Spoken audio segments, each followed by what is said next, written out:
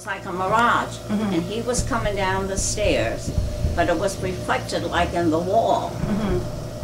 And so we asked, well, what did he have on? So he told us what he had on.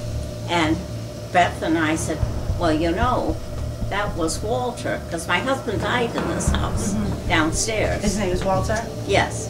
And he had a maroon sweater, and he used to wear a nice shirt, and then he would have like a vest underneath it. He described Walter so perfectly that we all felt, well, but we thought that being a Singaporean and being a writer, that his imagination, but I hadn't seen him but about a half an hour, because we went off at 12 o'clock in the morning to thing. So he never went upstairs again. And then when he's been here, he's been back with the little girl they named after me. And he still feels very uneasy upstairs in that room that I told you that he was in. Max still thinks that this house is haunted. And he told me that he used to be upstairs, when he was coming in, upstairs in the hallway. Now there's furniture there, you know that, you see it. He said, I don't care what you said about furniture. There was an older person there, and she looked like a Victorian person.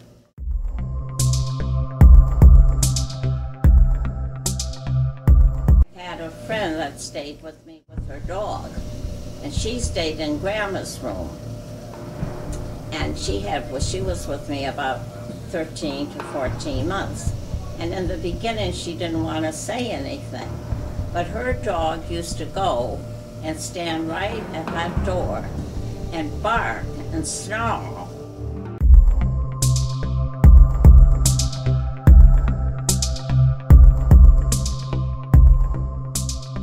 Just while I was laying there, just like if your angel, I think of an angel. So it was a comforting touch that you were feeling. Well, that's good. How about you? Before I came here, and I've been here over 50 years, and the house is about 96 years old.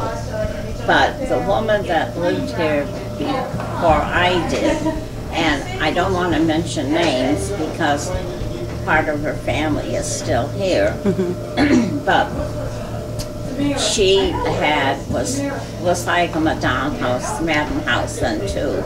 And there were lies told, and there was forged wills involved, and it ended up with a young man having to leave Hartford and never practice law there again. So I don't know whether that was bad things that were lies and hypocrisy, and yet she was treated very, very well, because in my dining room floor, there's even the little thing where the maid would come down when she rang having dinner. She would press that, and the maid always had to come down the back stairs. She wasn't allowed to come down the front stairs. She had to come back down the back stairs. And they said that people in the neighborhood told us that that man treated her very, very well until he came home one day and found some action upstairs. And then he became very mean and a recluse. You know how sometimes you feel a slight breeze going by? And I look because I think my door is open, but it isn't. It's just like a slight breeze. And but I think someone's going into the kitchen. But because I know all this, it doesn't bother me too much.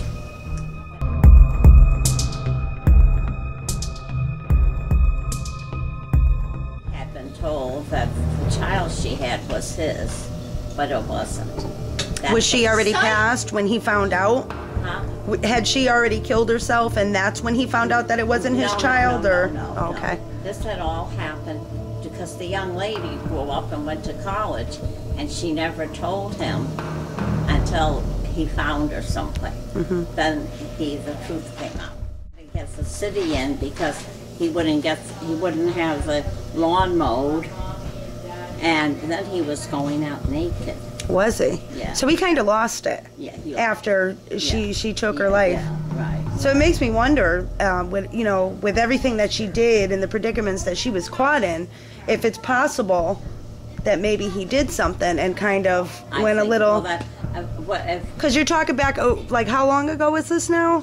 Well, I've been here since '53. Okay, so you're talking back before 1953, and back in those days, we didn't have the forensics and stuff that we do now.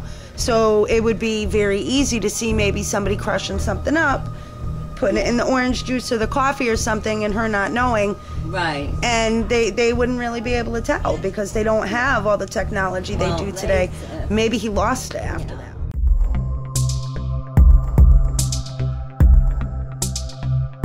Mrs. Miller was the life of the party. This house was filled with people. People were still calling even after she passed to find out Violet was still alive.